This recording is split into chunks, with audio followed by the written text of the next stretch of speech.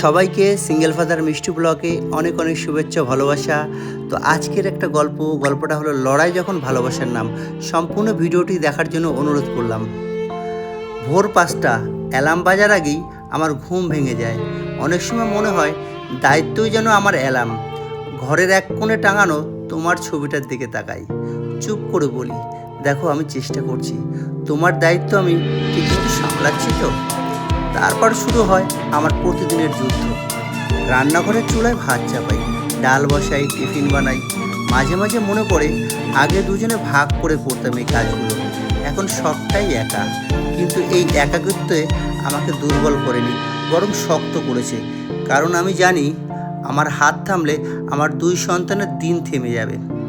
ছেলে মেয়েকে ঘুম থেকে তুলতে গিয়ে যখন ওরা আলতো করে বলে, আর একটু ঘুমাই বাবা, তখন মনে হয় ইস, যদি ওদের সব কষ্ট আমি নিজের মধ্যে নিতে পারতাম তাহলে সেটা ভালো হতো।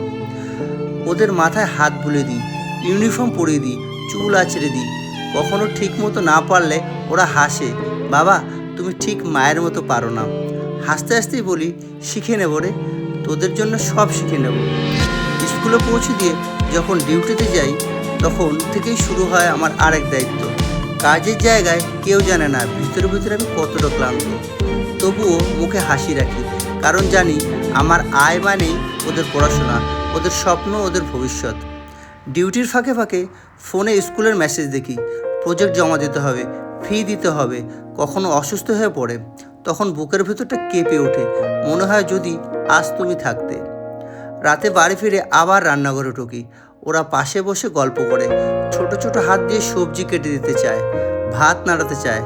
আমি বারণ করি, তবু ওরা বলে, আমরা তোমাকে সাহায্য করবো বাবা। সেই মুহূর্তে বুঝি আমি একা নই, আমার শক্তি আমার পাশে দাঁড়িয়ে আছে। রাতে পড়ার টেবিলে বসে ওদের পড়াই, কখনো ধৈর্য হারিয়ে ফেলি, আবার নিজেকেই সামলাই।